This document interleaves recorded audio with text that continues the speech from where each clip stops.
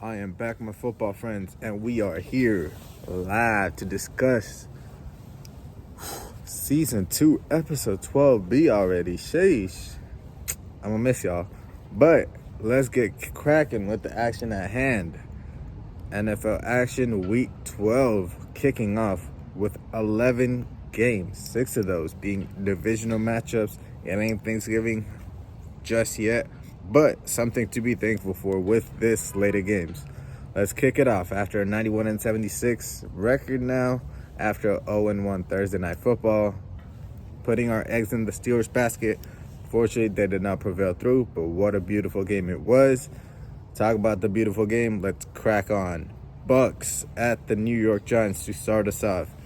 The whole Daniel Jones situation, that organization needs, I don't know, something.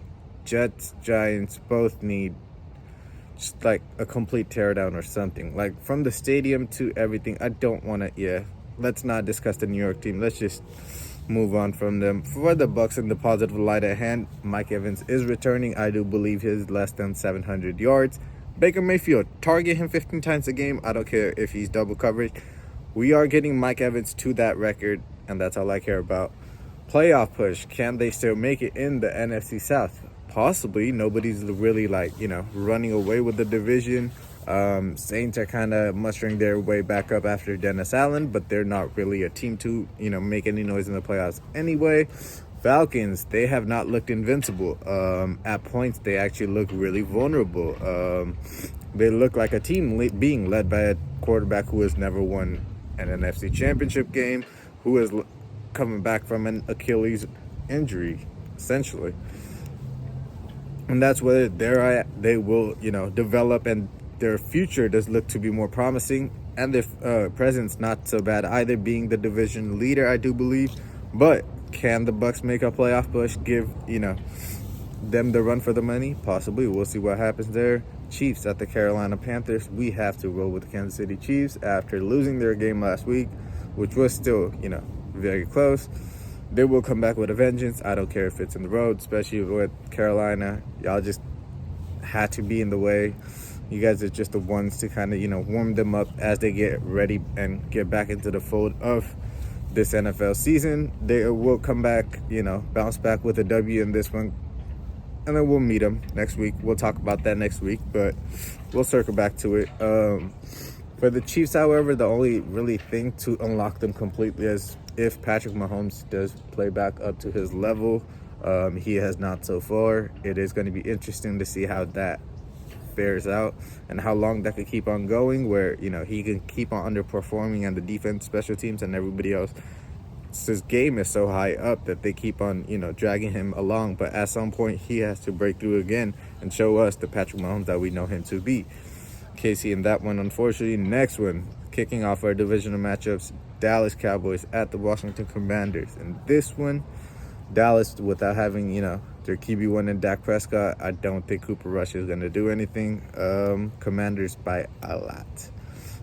I think the run game will have to be prevalent in this one, however, because neither teams have a rush game to, hang their hat on. So even for the Commanders, for them to kind of, build for the playoffs and build for the years to come, they need to start, integrating their running game and not just focus on Jaden Daniels as a runner, but actually have their running backs, be more of a vocal point and more of an emphasis in the run game.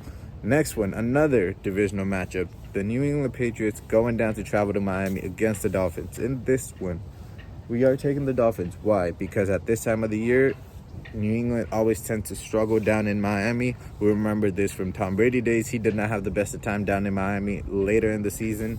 Then it also comes down to the Dolphins defense. We just saw them firsthand last week. They are playing phenomenal. They're playing a lot better than how the season started. They did have injuries. Those guys are coming back, getting healthier. They got a couple pieces along this ride. The linebackers, they're getting healthier. And then the corners, they're stepping back up. The safeties are stepping back up. Javon Holland's playing back up to his level. So, it will be interesting to see how they fare out moving forward. It will be very, very difficult for them to kind of get out of the playoff mix because of the record that they do have coming up against their opponents. I do think they played the Jets twice, so they should make a playoff run at the least. Patriots, on the other hand, they're working their way to the top of the draft while also not being a team that's okay with losing, so they will definitely, handle their business. But this one got to roll with the Dolphins. Titans at the Texans, another divisional matchup. And in this one, we will have to roll with the Texans. And it's not as simple as it sounds. Titans, I do believe, will give the Texans a run for their money. Texans do tend to play down to their competition. Can make this game a lot more interesting, especially it being a divisional game. Brada should be one in the trenches, however.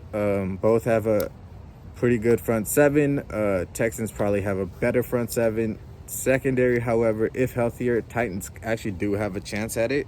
But right now, the way they're playing, Texans will have to take it. However, it's going to be that offensive line to watch out for. The inside of the offensive line has not been healthy, has not been, showing up the way they need to protect C.J. Stroud. But with Nico Collins back, I'm not really worried about the Texans. Move on to the next one. Lions at the Colts. We will roll with the Detroit Lions in this one. Why? Because this is not the old Lions. This is the brand new Lions. So we are going to roll with MCDC on the Lions. In this one, they win. They just play football, essentially. That's it. They have football players who are very good at skills needed at certain positions. That's it. Next one. Another divisional matchup. Vikings at the Chicago Bears. And I am rolling with the Vikings in this one. But this was the one where I felt like Chuck Picano, coach, where I'm just waffling. Because I do see the Bears winning this, but we will still roll with the Vikings in this one. O'Connell against a rookie play caller on the other side. We will roll with Kevin O'Connell. Darnold against Caleb Williams. We will, for the season, roll with Sam Darnold so far.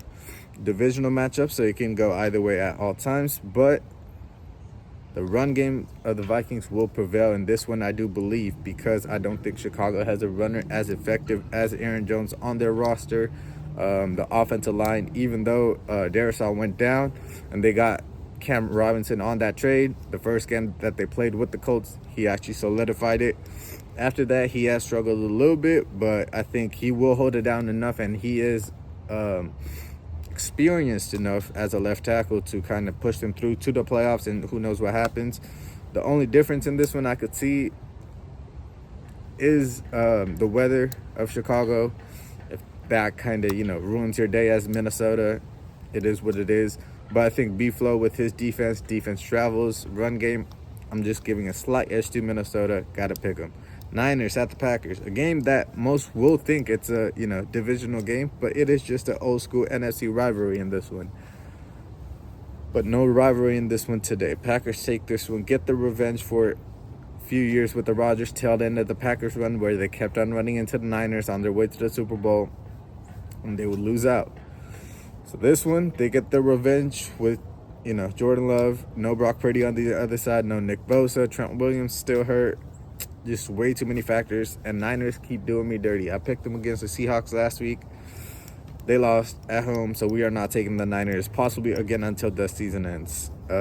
Plus, Jeff Hatley's defense, Xavier McKinney in the back end, everybody outside. Yeah, we're going to move on with the Packers with a W at home in this one, especially at Lambeau. Next one, Cardinals at the Seattle Seahawks. As the aforementioned Seattle Seahawks, they return again.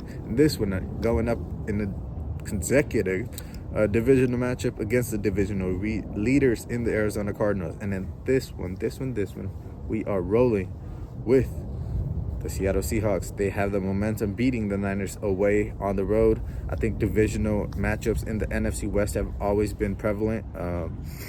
I think whoever wins the division usually does go pretty far in the playoffs as well, whether you look at the Rams run, whether you look at the Niners run. So, they have been there. But this time, Seattle and Cardinals both have been, kind of like stuck in the middle. Either you step up and you pop up, or this is your way to going down. Who knows what happens with the new head coach. Sorry, Gino. But I think, something has to give for the Cardinals as well. They have been playing phenomenal lately. The defense plays well. They play complementary. Kyler's been playing well as well, possibly a Pro Bowler. But I still think with, Marvin Harrison, Trey McBride being your only weapons essentially, you can't really go far with that. But maybe I am wrong. Seahawks, on the other hand, DK, Tyler Lockett, Noah Fant, just a weapons galore, and Kenneth Walker in the backfield. However, that Seattle offensive line does kind of give me a little to it. But this one, let's put the trust in them. Eagles at the Rams for this Sunday Night Football action at hand. We will roll with the home team. We will roll with the Rams in this one. Why? Because I think, as I mentioned, home team. I think the comfort of their home in LA, I think they will be a lot more relaxed. Philadelphia Eagles players, a lot of those players are going to come out. Whoa, it's LA. Whoa, I need to, meet up with this guy for my business. Whoa, I need to meet up with my agent. Whoa. There's going to be a lot more distractions, especially being an Eagles player. They have fans all around the country. They can be distracted with all the other stuff in LA.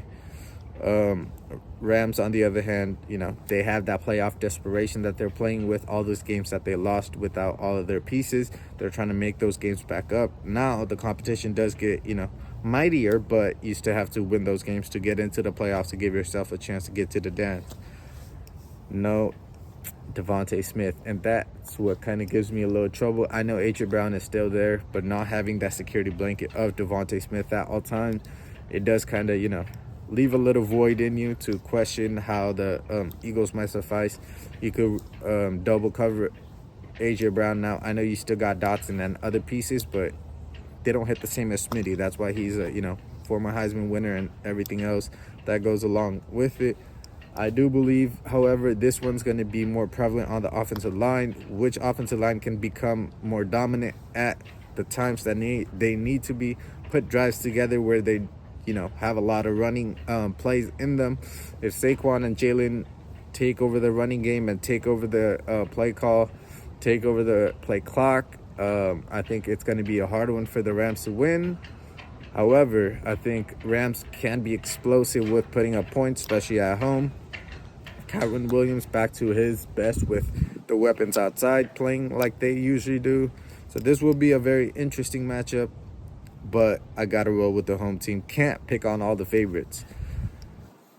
Last but not least, very, very, very quickly, another divisional opponent at hand. Broncos traveling to Las Vegas to take on our Las Vegas Raiders. And in this one, we have to. We already know I am impartial. When there are games that I do believe that the Raiders will lose, I will pick against them. But that is not the case today. We are rolling with the Raiders in this one. The Broncos, momentum changed in that first game after that pick six. So let's just not throw a pick six. Thank you very much. Now it's not a, 10-7 game and rather a 17-0 game. And momentum can just flip like that. That game was, getting out of hand early. We just handed them that game. Hopefully this one with a better offensive coordinator, better just offensive coaches in the quarterback and the offensive players' ears. There was a better flow against Miami. Still did not do everything right.